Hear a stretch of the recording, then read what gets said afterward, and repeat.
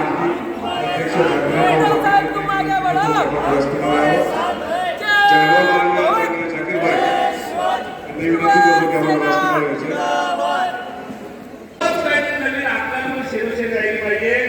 मग मी जॅकेटला सांगितलं, जॅकेट तुझ्याकडे काय सोबत आहे, साठा असेल तर माझ्याकडे पाठवतो. आणि या इकडच्या गद्दारांसाठी त्यांनी मला एक चांगली शेवसाईड पाठवली. जिनके वजूद में जोर नहीं होता वो कमजोर होते हैं, जिनके वजूद में जोर नहीं होता वो कमजोर होते हैं, और जिनके वजूद पक्के होते हैं वो बिना पद के मजबूत होते हैं. और ये मजबूत हमारे जीवन में खरंच सांगतो,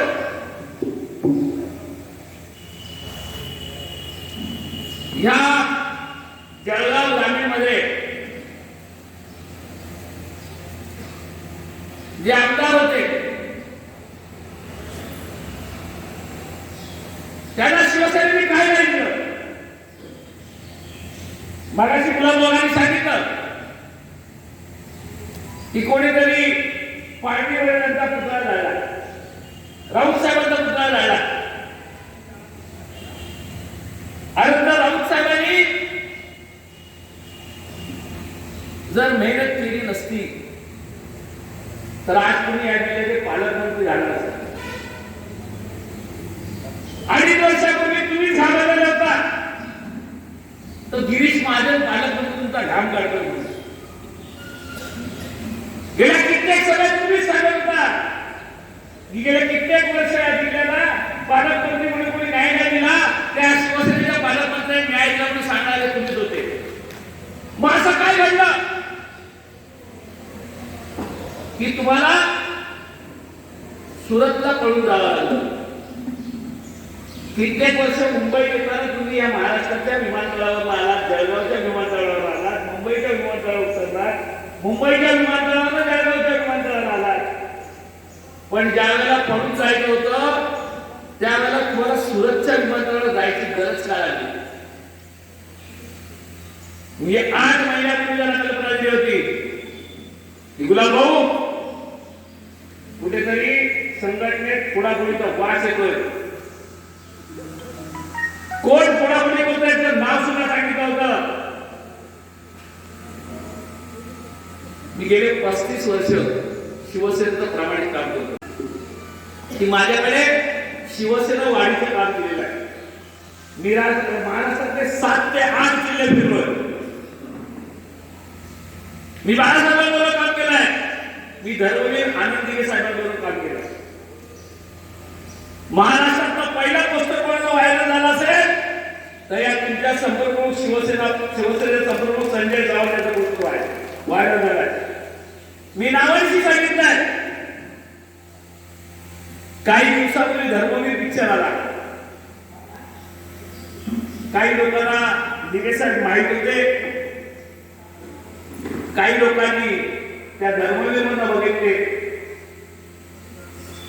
पण ज्यांनी गद्दारी केली त्यांनी मला एक त्यांचा फोटो दाखवा,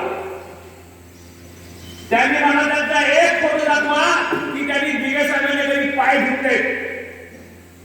त्या पिक्चर मध्ये दिघे साहेबांचे पाय धुताना दाखवले, दिघे साहेबांचा शिष्य म्हणून दाखवलाय. त्याच्यामध्ये दिघे साहेब 10% होते, 90% हे गद्दार होते. 90% त्यांनी स्वतःचं प्रोडक्शन करून स्वतःला एक्सपोजर घेतलाय की मी कसा दुसरा आनंद दिघे आहे म्हणून. दुसरे बाळासाहेब आणि दुसरे आनंद दिघे कोणच घडू शकत नाही, कोणच घडू शकत नाही. महाराष्ट्राच्या इतिहासात युगपुरुष छत्रपतीच्या नंतर फक्त आणि फक्त बाळासाहेब तयार झाले. हे भाग्य कोणाच्या नशिबात नाही. आणि त्या बाळासाहेबांचे शिवसेने पाहिजे भाग्य तुम्हाला सर्वांच्या नशिबात आहे. आपल्या नशिबाला एक काळा राग आजही या गद्दाराच्या नावाला लागलेला आहे. तुम्हा माझ्या नावाला गद्दारा काळा राग लागलेला नाही, पण यांच्या नशिबाला हा काळा राग लागलेला आहे. शिवसैनिक श्रीमंत कसा असतो वर्षापूर्वी माननीय शिवसेना प्रमुखांचं निधन झालं. शिवसेना प्रमुख आपल्यात निघून गेले. याच्या अगोदरचा एक गद्दार त्यावेळेला मुंबईत होता. बाळासाहेबांची अंत्ययात्रा निघाली होती. मला वाटतं तुम्ही सर्वांनी बघितलं असेल, काही लोक मुंबईत आले असतील. लाखोंचा जनसमुदाय रडत होता, अक्षरशः रडत होता आणि त्या अंत्ययात्रेत चालत होता. पण ज्याच्याकडे करोडोची माया होती त्याची हिंमत झाली नाही किंवा त्याला त्या अंत्ययात्रेचं अंत्यदर्शन घ्यायचं खरंच सुख मिळालं नाही. पण तुमच्या माझ्यासारखे गरीब शिवसैनिक त्या अंत्ययात्रेमध्ये आपण बाळासाहेबांना सांगतो, बाळासाहेब परत या, बाळासाहेब परत या. हे पुण्य आपल्या नशिबी होतं. करोड रुपये कोणाच्या कामी नाही आले तर आपल्या गरीब सैनिकाचं अंत्यदर्शन घ्यायचा आपला जो योग आहे तो फक्त शिवसैनिक असल्यामुळे आहे. नारायण राणे असतील, एकनाथ शिंदे असतील, शिवसेना वाढीसाठी जेवढा यांनी पैसा खर्च केला नाही तो शिवसेना संपवण्यासाठी यांचं काम चाललंय. मला वाटतं आपल्या सगळ्यांच्या माध्यमातून हे काय आता एक 8-10 दिवसाचा खेळ चाललाय. त्याच्यासाठी 3200 कोटी खर्च झाले मला आपल्या माध्यमातूनच कळलंय. आणि हे जर 3200 कोटी रुपये शिवसेना वाढीसाठी खर्च केले असते तर तुम्हाला दुसऱ्या कोणाच्या खोलीची गरज सुद्धा लागली नसते. आणि तुम्ही सरकारला कशी आग करताय की सरकारमधून बाहेर या, आपण भाजप सोबत जाऊ. तुमच्या जर हिंमत असेल तर साहेबांना सांगा, साहेब सरकारमधून बाहेर या. जे 3200 कोटी शिवसेना संपवायसाठी खर्च केले ते शिवसेनेच्या वाढीसाठी खर्च होतो, हिंदुत्वासाठी खर्च होतो. साहेब सरकारमधून बाहेर या, आपण सरकारमधून बाहेर येऊ. मंत्रिपदाची आम्हाला लालच नाही. आम्ही हिंदुत्वासाठी तुमच्या बरोबर राहू आणि सरकारमधून बाहेर पडून आम्ही विरोधात राहू. ही सांगायची हिंमत आहे का तुमच्यात? ही सांगायची हिंमत ठेवा. त्यासाठी त्यांना हिंदुत्व आठवतो. मी कालच माझ्या भाषणामध्ये सांगितलंय, हिंदुत्वाच्या गमल्या कोणी मारू नका. हिंदुत्व शिकवणारा कोण असेल तो आमचा बाप आहे. त्यांनी या जगाला हिंदुत्व शिकवलाय.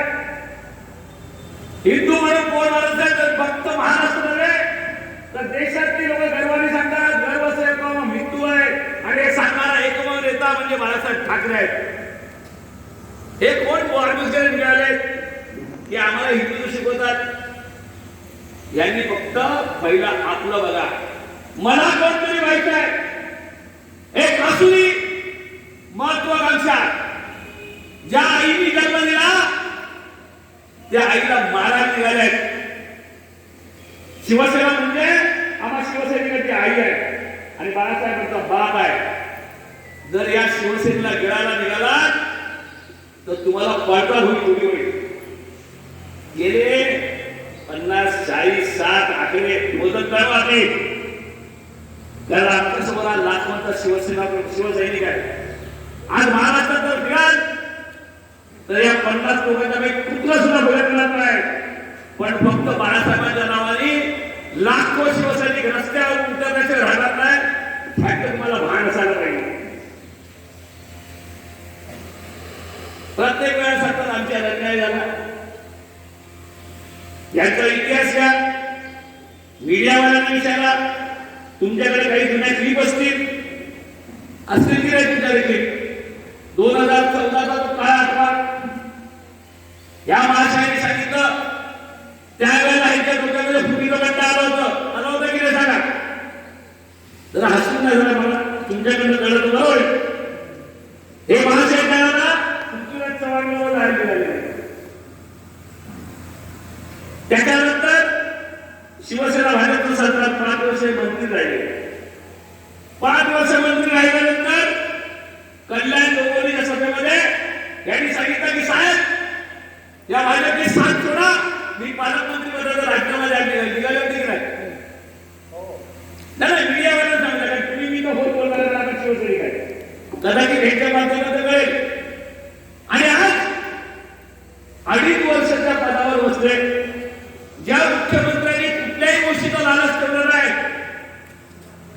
मी मुद्दामून मीडियावर सांगतो विचार म्हणून की आजपर्यंत जेवढे मुख्यमंत्री झाले त्यांनी अर्बन डेव्हलपमेंट डिपार्टमेंट स्वतःकडे ठेवलं की नाही. एक असा मुख्यमंत्री ज्याला पैशाची लालच नाही, ज्याला सत्याची लालच नाही, त्याला फक्त आणि फक्त माझी शिवसेना जिंकली पाहिजे, माझा शिवसैनिक जिंकला पाहिजे म्हणून एका शिवसैनिकाला युडी डिपार्टमेंट दिल्यानंतर आलेल्या पैशाचा माज आणि त्या माझ्या जीवावर असे तुकडे टाकलेले पळवून घेणारे आमदार आणि त्यांची हिंमत झाली नाही महाराष्ट्राचं टेकअप घ्यायची. त्यांना टेकअप घ्यायला सुद्धा गुजरात लागतो. त्याची हिंमत होत नाही मुंबईत महाराष्ट्रात लँडिंग करायची, कारण त्यांना लँडिंग सुद्धा सुरत मध्ये करावं. तर याला कळलं इथे येत नाही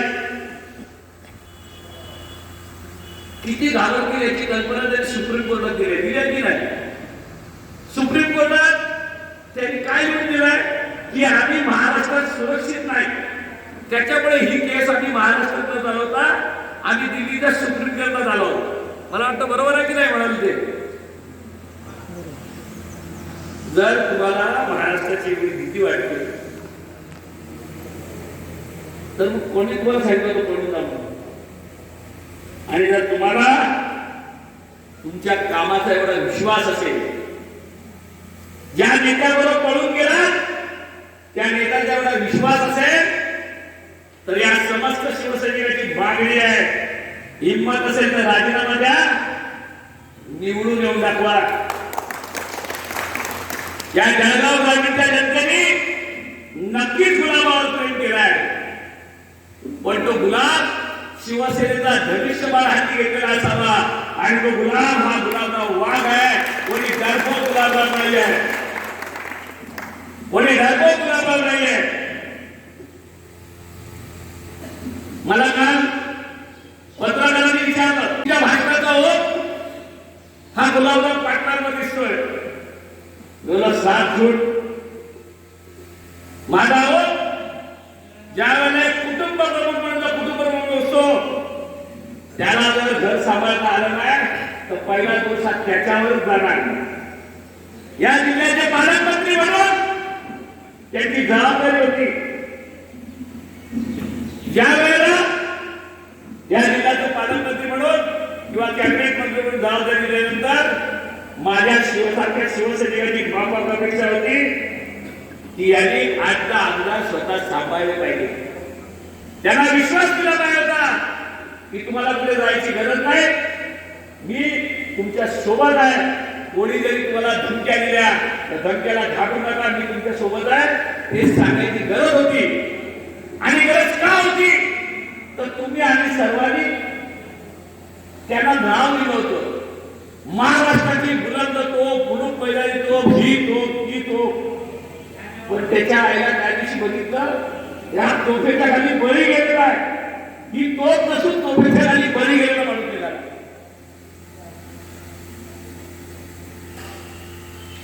आज गेल्या 8 दिवस मी बघताय, आत्ताच माझ्याकडे व्हॉट्सअपवर जळगाव लाईव्ह मध्ये एक पिक्चर आलाय, भाजपची नवीन रणनीती, रविवारी सरकार स्थापन करणार.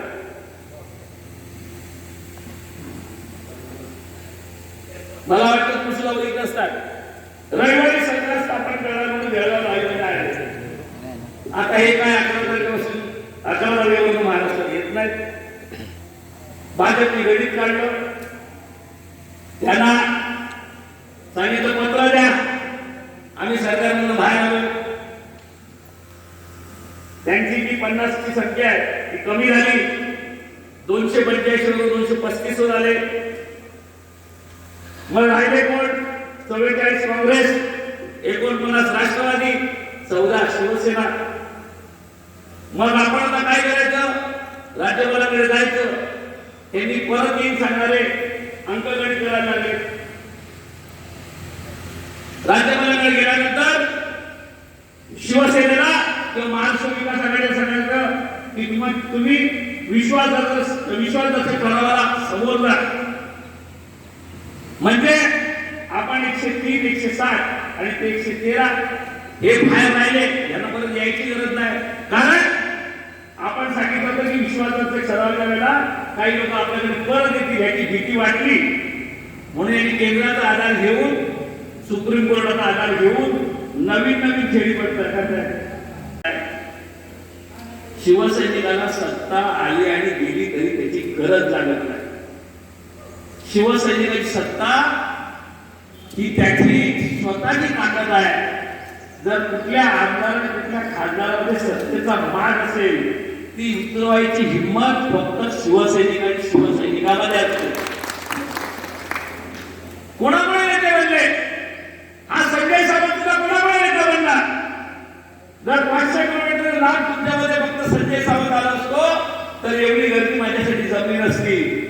माझ्या मागे हे शिवसेना नाव आहे आणि शिवसेना प्रमुख संपर्क म्हणून पद दिलाय, म्हणून तुम्ही मला ऐकताय. त्याचं प्रत्येकाने भान ठेवलं पाहिजे. मी म्हणजे कोण नाही तर शिवसेना आणि बाळासाहेब म्हणजे सर्व काही आहे.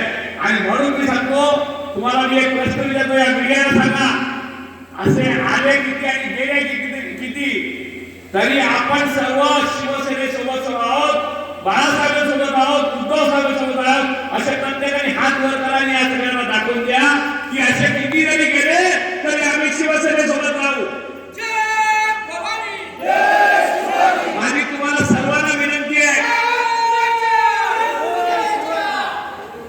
माझी तुम्हाला सर्वांना विनंती आहे, हे जे गुवाहाटीमध्ये काही लोक बसले त्यांना देवानी सुबुद्धी द्यायसाठी हे जरा पिक्चर दाखवा की तुमचे फक्त 70 हात वरती असतील, 50 हात वरती असतील, पण हे लाखो हात जे वरती आहेत हे तुम्हाला सत्तेवर ठेवण्यासाठी होते. तुम्हाला जर देवाने सुबुद्धी दिली तर परत या, परत या आणि शिवसेनेचा बाळासाहेबांना भगवा ढवळानी भडकवा. तुम्हाला खरोखर शिवसेनेची काळजी असेल ना तर या माध्यमाच्या द्वारे आपण त्यांना विनंती करतो आहात, सरकारकडून बाहेर पडायला उद्योगी कधी पण तयार आहे. पण त्या भाजपने गेल्या कित्येक वर्षात माननीय उद्धव साहेबांवर, माननीय लक्ष्मी वहिनींवर, माननीय आदित्य साहेबांवर ज्या घाणेरड्या प्रकारचे आरोप केले, ते आरोप तुमच्या माझ्या शिवसैनिकांनी ऐकल्यानंतर त्यांच्या मांडीला बसेल का? त्या लक्ष्मीवहिनी आपण माय माऊली मानतो, त्या लक्ष्मीवर एवढे घाणेरडे आरोप केल्यानंतर त्यांच्या शेजारी बसायचं का? आपण हिंदू हा स्वाभिमानी आहे आणि जर तुम्ही खरोखर स्वाभिमानी असाल तर तिथून लाख मारून पळत या आणि सांगा, बाळासाहेब आपण सत्तेमध्ये राहिलो असतो, आपण विरोधात बसू, आम्ही तुमच्या सोबत आहोत, आम्ही कोणाच्या बरोबर जाणार नाही, पण आपल्याला हिंदू आणि स्वाभिमान टिकवायचा असेल, शिवसेना टिकवायचा असेल तर साहेब आम्ही तुमच्यासाठी परत यायला तयार आहोत, ही तयारी ठेवा. बरं, गेले कित्येक पैसे, कित्येक महिने, कित्येक वर्ष माध्यमात ऐकतोय.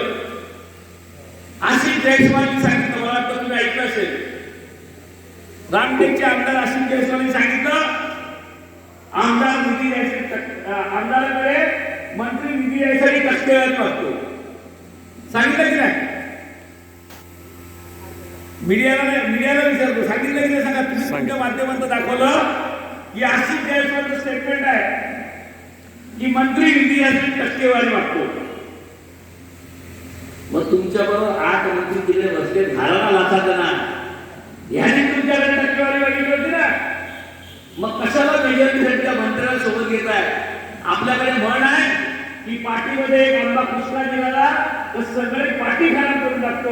हे कुस्के 8 आंबे तुमच्या नसते, 9 आंबे होते, त्या लाच घरात बाहेर आला आणि सांगा की आम्ही तुमच्या सोबत आहोत म्हणून. म्हणजे चुकीचं काम त्यांनी करायचं आणि त्याचं पाप उद्धव साहेबांच्या माथ्यावर फेडायचं, त्याचं पाप शिवसेनेवर फेडायचं, त्याचं पाप शिवसैनिकांच्या माथी फेडायचं. एक पाप करू नका.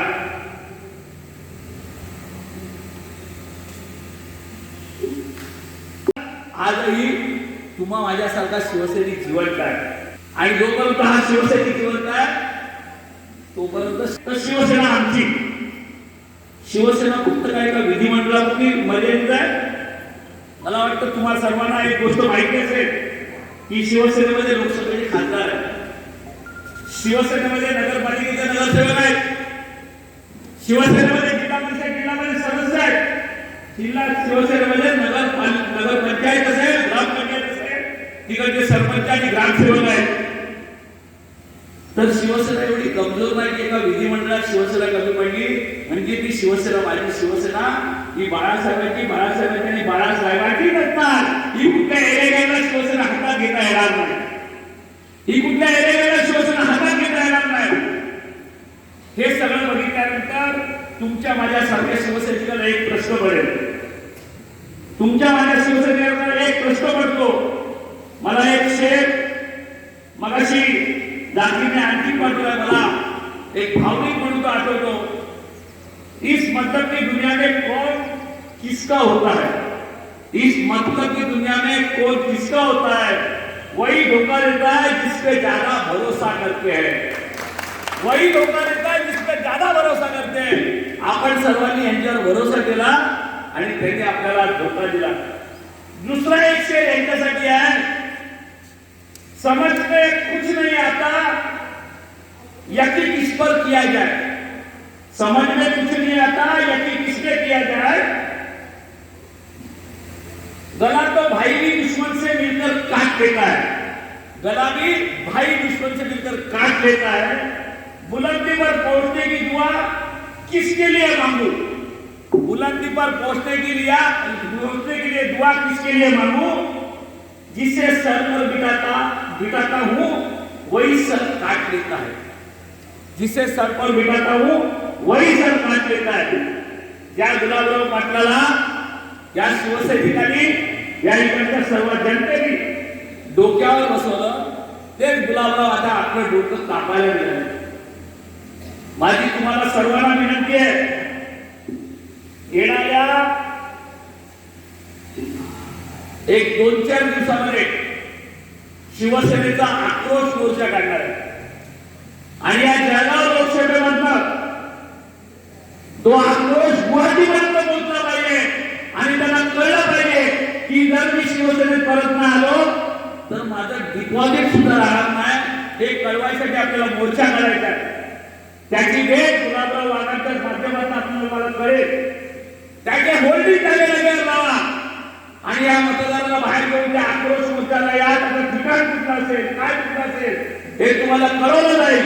आणि शिवसेना मजबूत ठेवायसाठी, उद्धव साहेबांना मजबूत ठेवायसाठी तुम्ही सर्व शिवसैनिकांनी त्या आक्रोश मोर्चात सामील व्हा आणि शिवसेना बळकट आहे हे दाखवून द्या, एवढी विनंती करतो. Hello guys, please like, comment and subscribe our channel.